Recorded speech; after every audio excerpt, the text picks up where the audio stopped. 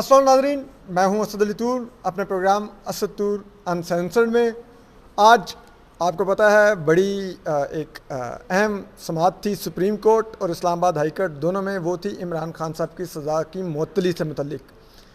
और ये ऐसा लग रहा था कि ये चीफ़ जस्टिस उमर ताब बंदयाल साहब का मिशन इम्पॉसिबल है, लेकिन वो कहते हैं कि तमाम उम्मीदें टूट गई तड़क करके। तो वो जो उम्मीदें थी मौजूद चीफ जस्टिस उमर ताब बंदयाल साहब को, उन पर आज पानी फेरा है जस्टिस आमिर फ़ारूक ने, जो chief justice Islamabad high court के। और ऐसा है कि chief justice Islamabad high court अपने से सुपीरियर कोर्ट यानी कि सुप्रीम कोर्ट के चीफ जस्टिस उमर ताब बंदयाल पर प्रिवेल किए हैं, कम से कम आज की हद तक। पहला राउंड कल एक गोल किया चीफ जस्टिस उमर ताब बंदयाल साहब के बेंच ने, आज एक गोल किया जस्टिस आमिर फ़ारूक के बेंच ने, चीफ जस्टिस आमिर फ़ारूक के बेंच में। तो अब मुकाबला एक एक गोल से बराबर हो गया है। कल देखते हैं कि नया गोल क्या होता है। जी हाँ, हुआ यह है कि कल चीफ जस्टिस उमर ताब बंदयाल साहब की सरबराही में जस्टिस मुज़ाहिर अकबर नकवी साहब और जस्टिस जमाल खान मंदोखेल पर मुश्तमिल बेंच में ने ये वाज़े तौर पे इस्लामाबाद हाई कोर्ट को जो ऑर्डर लिखवाया, उसमें वाज़े तौर पे नज़र आ रहा था कि वो इस्लामाबाद हाई कोर्ट को कह रहे हैं कि जनाब, हम आपको मौका दे रहे हैं कि कल इमरान खान की सज़ा मुअत्तल करें। अगर नहीं करेंगे तो फिर हम कल मुअत्तल करेंगे, और मुअत्तल नहीं हो सकता हम तो कालेदम भी कर देंगे सज़ा, ठीक है। तो ऐसा लग रहा था कि उन्होंने मिलिट्री इस्टेब्लिशमेंट को भी ये वाज़े पैगाम दिया है कि नमाजें बख्शवा लो इस्लामाबाद हाई कोर्ट से, ये ना हो कि हमारे पास मामला आए तो रोज़े भी गले पड़ जाएं, ठीक है। तो वो एक ऐसा तनाव था। और उसके बाद उन्होंने कहा कि जी इस्लामाबाद हाई कोर्ट में कल आप सुने, और अगर इस्लामाबाद हाई कोर्ट कोई फ़ैसला नहीं करती तो 2 बजे फिर हम सुन के फ़ैसला करेंगे। इस माहौल में आज जब इस्लामाबाद हाई कोर्ट में समाअत एक तो शुरू ही ताख़ीर से हुई। पहले पीटीआई के वकला वही एज़ यूजुअल जत्थे जान के कार्रवाई को सबूताज करने के लिए इस्लामाबाद हाई कोर्ट में जमा हो गए कोर्ट रूम में। जस्टिस आमिर फ़ारूक और जस्टिस तारिक महमूद जहांगीरी पर मुश्तमिल जो बेंच था वो नहीं आके बैठा, जिसके बाद इन वकला को पीछे हटाया गया। फिर वो बेंच ने आके समाअत शुरू की। मीनवाइल सुप्रीम कोर्ट में जो समाअत हुई तो चीफ जस्टिस उमर ताब बंदयाल साहब ने कहा कि आप अभी तक नीचे समाअत चल रही है तो हम ऑर्डर का वेट कर लेते हैं इस्लामाबाद हाई कोर्ट के, और उसके बाद हम समाअत करेंगे। और मैं रात 9 बजे तक बैठा हूँ। यानी कि वो ये कह रहे थे कि मैं आज इनडायरेक्टली वो ये कह रहे थे, ऐसा लग रहा था, तासुर जा रहा था कि जैसे वो कह रहे हो कि मैंने अपने घर में तब भी दाखिल हो सकना है कि अगर मेरे हाथ में सस्पेंशन वाला फ़ैसला हुआ तो, ठीक है। तो वो लेकिन हुआ ये कि वो इंतज़ार करते रह गए, और नीचे इस्लामाबाद हाई कोर्ट के चीफ जस्टिस आमिर फ़ारूक ने और जस्टिस तारिक महमूद जहांगीरी ने के डिवीज़न बेंच ने बड़े सुकून से पीटीआई के वकला के आर्गूमेंट सुने, और उसके बाद इलेक्शन कमीशन के वकील को कहा आप कल दलाइल दे लीजिएगा। यानी कि उन्होंने आज ऑर्डर रिज़र्व भी नहीं किया, उन्होंने कहा हम आपको कल सुनेंगे। जिस बुनियाद पर फिर जिसे कहते हैं ना, बड़े वो हो के तेरे कूचे से हम निकले। तो चीफ जस्टिस उमर ताब बंदयाल साहब फिर अब सुप्रीम कोर्ट से बड़े वो दुखी होकर शायद चले गए होंगे, और उन्होंने कहा है कि अब अगले हफ्ते हम समाअत करेंगे। तो इस्लामाबाद हाई कोर्ट ने कल तक के लिए एडजर्न किया, सुप्रीम कोर्ट ने अब अगले हफ्ते के लिए एडजर्न कर दी है। तो वो जो एकदम से जो बबल बना था वो बर्स्ट हो गया आज। तो हमारे साथ सीनियर सहाफ़ी हसनात मलिक मौजूद हैं। आपको पता है Hasnat Malik is one of the finest journalist हैं जो सुप्रीम कोर्ट कवर करते हैं। ना सिर्फ इनकी कोर्ट प्रोसीडिंग्स की रिपोर्टिंग बहुत आउटस्टैंडिंग होती है, बल्कि जो ये उसमें एनालिसिस देते हैं वो बहुत ही फैसिनेटिंग होता है। तो हसनात मलिक हमारे साथ मौजूद हैं। मैंने इनसे बड़ी मुश्किल से इनको पकड़ के इनसे टाइम लिया है। तो हसनात भाई, ये क्या हुआ जो कल था? कल क्या वाज़े तौर पे ऐसा नहीं लगा कि सुप्रीम कोर्ट ने अपने डोमेन से निकल के चीफ जस्टिस उमर ताब बंदयाल साहब ने इमरान खान साहब के लिए एक रास्ता पैदा करने की कोशिश की कि किसी तरह से कम उनकी इस सज़ा में तो मुअत्तली हो जाए? देखिए, मेरा ख्याल है कि चीफ जस्टिस भी उनको भी अंदाज़ा है कि इमरान खान रिहा नहीं होंगे, वो किसी और केस में पकड़े जाएंगे। और ये मामला उन्होंने 13 दिन बाद लगाया जब ड्यूरिंग द ट्रायल कुछ पिटीशन थी जो मेरा ख्याल है बहुत आम केस होता तो ये इन्फेक्शस हो चुकी होती, और कहा जाता कि आप जाएं हाई कोर्ट में, मेन केस आपका आर्गू हो गया, अपील में आप ये चीज़ें रखें, अपना वहाँ डिसाइड करें। और पहले जैसे जमाल ने भी कल ये बात की, आप थे मौजूद। जी जी। लेकिन चीफ जस्टिस और जस्टिस मज़ाहिर जो थे वो पहले शुरू से ही उन्होंने पूरा केस शुरू कर दिया उसको देखना। ऐसा लगा कि कंप्लेंट ही पूरी ख़त्म हो रहे हैं, केस ही उड़ा रहे हैं। तो चीफ जस्टिस साहब मुझे तो लग रहा है कि उन्होंने जो है उनकी जो स्पोर्ट बेस है उन्होंने दोबारा अपनी रीगेन की है। पीटीआई में एक उन्होंने मायूसी ख़त्म जो उन्होंने कभी भी उनके हवाले से पीटीआई मायूस नहीं रही, जस्टिस आमिर फारूक से नहीं रही है। चीफ जस्टिस उमर रज़ा बंदयाल थोड़ा लेट कर देते थे, लेकिन थोड़ा बहुत किसी न किसी जगह पीटीआई को, इमरान खान को कोई ना कोई रिलीफ, इलेक्शन उनकी उम्मीदें जिंदा रखते थे। देखिए इलेक्शन था मैटर, पंजाब में असम्बली का इलेक्शन, उन्होंने एस्टेब्लिशमेंट से पंगा ले लिया। वो एस्टेब्लिशमेंट जिससे कभी भी जस्टिस बंदयाल, जस्टिस एजाज और जस्टिस मुनीब ने और जस्टिस मज़ाहिर पूरी तारीख इनकी as a tenure as a जज उठा लें, कभी इन्होंने किसी एस्टेब्लिशमेंट को किसी तरह उस तरह क्वेश्चन नहीं किया। 3 नवंबर पे हलफ नहीं लिया इन्होंने, बंदयाल साहब ने, वो अलग बात है, उसमें 50-60 जजेस थे, फिर जब सारे दोस्त यार ना हो तो फिर और बंदयाल साहब की कभी भी उस तरह की एक नहीं रही कि वो एस्टेब्लिशमेंट को कभी क्वेश्चन करेंगे। जस्टिस काजी फैसल केस में बड़ा पॉइंट थे, लेकिन उन्होंने तो बल्कि एस्टेब्लिशमेंट को वहाँ बचाया इस तरह कि उन्होंने कहा जी कि ये तो जासूसी है ही नहीं, और है तो हमें उस तरह के एविडेंस नहीं है। हालांकि अगर वो उस वक्त जजमेंट आ जाती, ना आज सुप्रीम कोर्ट डिवाइड होती, ना अगर उस वक्त देखिए उस वक्त जो जनरल फैज़ का प्लान था, अगर चीफ जस्टिस उस प्लान को जो है ना उसका सही तरीके से तोड़ देते निकालते, ना मैं वही कह रहा हूँ सुप्रीम कोर्ट डिवाइड होती, ना जैसे मज़ाहिर के खिलाफ कुछ होता, ना चीफ जस्टिस के खिलाफ कोई कंपेन होती, और ना आज अदलिया की रिट खत्म होती। ये बिल्कुल होती। वो असल जो जिस्ट है ना, जो मैं बता रहा हूँ कि चीफ जस्टिस उमर रज़ा बंदयाल ने से जो बड़ा ब्लंडर उनके टेनोर में हुआ है वो जस्टिस काजी फैसल, और मेरे ख्याल में मैं ये बिल्कुल कि पर्सनल कुछ चीज़ों में ऐसा लगा बाजार के वो हो गए, जो उन्होंने रिव्यू की उनकी जजमेंट जब उन्होंने एफबीआर में मामला भेजा, आप तो याद है आपका वो सरीना ईसा जब जाती थी तो आप तो वो कवर करते थे किस तरह के हालात थे उन दिनों में, और फिर जब उन सरीना ईसा के वालिद जो हैं वो उनकी डेथ हुई, उस दिन जो है वो एफबीआर का नोटिस आ रहा है, ठीक है, उनके दरवाजे पे चिपकाया जा रहा है, ठीक है। ये वो सारी चीज़ें थी, 4 महीने वेट किया गया एफबीआर का रिकॉर्ड ताकि इधर आए, कोई चीज़ें मिस हैं तो रेफरेंस ताकि पक्का तकड़ा जो है ना, जो रेफरेंस में जो लकूनाज हैं वो हम इस तरह से दूर करवा लें और फिर रेफरेंस चलाएं। ये आपको भी पता है कि अंसार अब्बासी साहब की खबर भी है, और ख़बर ये है कि जी उन्हें वो कहते हैं कि मिलिट्री सोर्सेज उस वक्त की एस्टेब्लिशमेंट कहती है कि हमें अंदर से मैसेज आते थे, जजेस के मैसेज आते थे कि काजी के खिलाफ प्रोसीड कुछ करो, और जी उनमें से जज रिटायर हैं और कुछ उन्होंने, उनकी पूरी स्टोरी है आप गूगल जो करें तो ये पूरा प्लान था। मैं कहता हूँ उन्होंने जैसे बंदयाल साहब ने अपना टेनोर ज़ाया किया उसको, अच्छा फिर उन्होंने क्या किया, वो एफबीआर भेज दिया, उनकी जजमेंट रिवर्स हो गई, वजह जस्टिस मंजूर और वो लोग दूसरे इधर आ गए।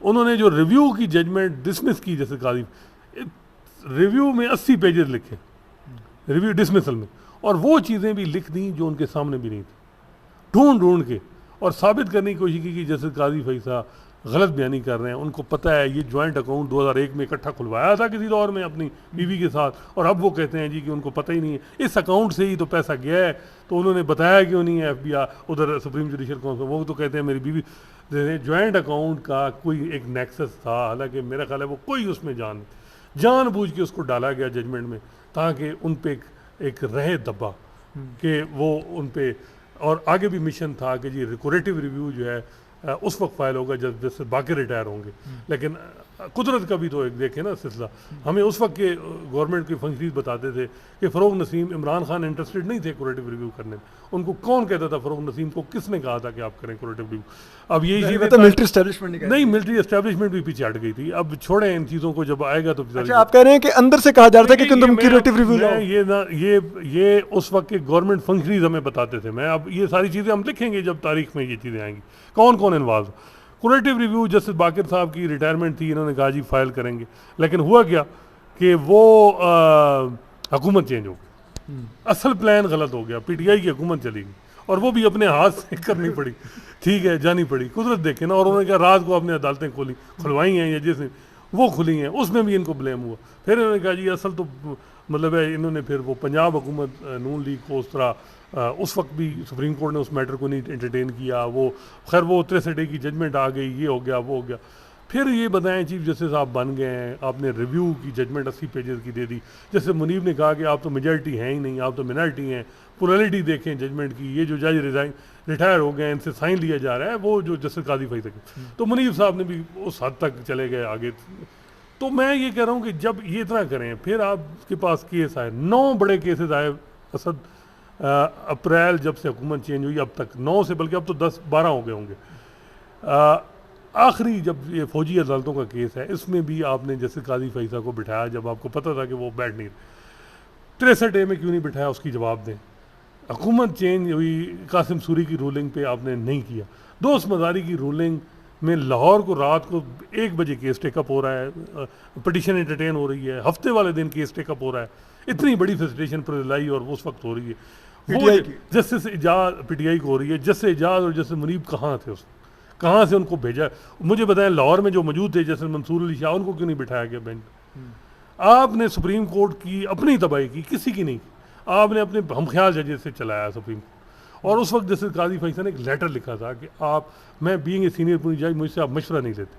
तो इन्होंने, बल्कि आप जैसे बाकिर रिटायर हुई तो इन्होंने उसमें उधर बड़ा गुस्सा किया चीफ जस्टिस साहब ने। उन्होंने कहा मैं चीफ जस्टिस हूँ, हर चीफ जस्टिस ने माजी में अथॉरिटी मनवाई है अपनी, और अपनी अथॉरिटी उसका ये इख्तियार है कि वो जिसको बिठाए जिसको ना बिठाए। ये कोई पहली दफ़ा हो रहा है कि चीफ जस्टिस जो है वो अपने हिसाब से चला रहा है। तो उसका अब ये सारी चीज़ें तारीख का हिस्सा हो गई हैं, इन्होंने कोई सीखा नहीं। और ये देखें, काजी साहब पे हम ब्लेम तब करते हैं ना कि आप उनको किसी बेंच में शुरू से बिठाते, वो कोई बात करते, उनके कंडक्ट पे हम करते। आपने उसका भला किया कि उनको किसी कंट्रोवर्शियल, किसी political high profile sensitive cases में आपने जैसे मुनीब और जैसे एजाज को बिठाया और ओवरबर्डन आपने आपको किया। अब ये सारा मैं वही बता रहा हूँ कि ये सारी सूरत हाल है। उसके बाद जो परसेप्शन बनी, 63A आ गया, ये हो गया, इमरान खान को फैसिलिटेशन, दोस्त मजारी की रूलिंग, रात 11 बजे चौधरी परवेज़ की हलफ बर्दारी करवाई गई, ठीक है। फिर उसके बाद जब पंजाब असम्बली का इलेक्शन हुआ, KP असम्बली का, जब असम्बलियाँ डिज़ाल्व हुई, एक आदमी जो नेशनल असम्बली इनफेक्टिव कर चुका, दोनों प्रोविंशियल असम्बलीज को इनफेक्टिव कर सका, वो कौन सी जमहूरियत की कर रहा है खिदमत? और जस्टिस अतर मिलाला ने सवाल भी किया था कि एक आदमी ये पूछे कि ये जो असम्बलियाँ डिज़ाल्व हुई, ये ठीक हुई या नहीं हुई। लेकिन चीफ जस्टिस उमर अता बंदयाल ने बजाय इसके इन चीज़ों को देखने के उन्हें, बल्कि वो जैसा तो मिनल्ला का उन्होंने कहा जी बड़ा अच्छा पॉइंट है, आप भी याद होगा जी, और बाद में फैसले में कहते हैं कि रिटर्न आर्डर में ऐड कर दीजिए। जो ही बाहर निकले हमें ज़राए बताते हैं कि जैसे मुनीब ने शोर मचा दिया, उन्होंने कहा जी नहीं, ये कौन होता है, ये किस तरह जजमेंट में हम ये आर्डर में लिखेंगे, ये क्वेश्चन ही नहीं है हम तो। और फिर चीफ जस्टिस ने कहा जी आइन ने हमारा दरवाज़ा खटकाया है और हम इलेक्शन कराएंगे पंजाब के। जस्टिस मुज़ाहिर अकबर नकवी ने खटखटाया था और उनको देखें वो भट्टी ने खटखटाया था। कह रहा हूँ कि वो परवेज़ इलाही का ये सेक्रेटरी था। चीफ जस्टिस साहब जो है ना, उन्होंने मेरा ख्याल है कि दुख भी होता है कि यार जब एक चीफ जस्टिस इस तरह उनकी लेगेसी बने कि वो एक जमात उनको सपोर्ट करे और एक जमात उनकी नफरत में करे। हालांकि कोई ऐसी बात नहीं थी, ये प्रो PTI और एंटी PTI। अच्छा, पंजाब असम्बली के इलेक्शन का आपने कहा कि कोशिश, आपने फुल कोर्ट नहीं बनाया, उसमें जस्टिस काजी फैसल को नहीं बिठाया। जस्टिस काजी फैसल ने कराची जाना था, उन्होंने टेक्स्ट किया इनको कि जी मैं, आप मुझे बताएं कि फुल कोर्ट बना रहे हैं, इन्होंने जवाब ही नहीं दिया उनको, चीफ जस्टिस साहब ने। फिर देखें जब आपने की, फिर अगली साइड पे ने भी सियासत की। सियासत आप करें, ये तो नहीं हो सकता कि चीफ जस्टिस सियासत करें और दूसरे जज। और दूसरी बात यह है कि ये पंजाब के जो जजेस हैं, इनको दूसरे सूबे, जो छोटे सूबों के जजेस हैं जो चीफ जस्टिस रहे हों, उनका माइंड सेट पढ़ के उस तरह चीफ जस्टिस चलानी चाहिए।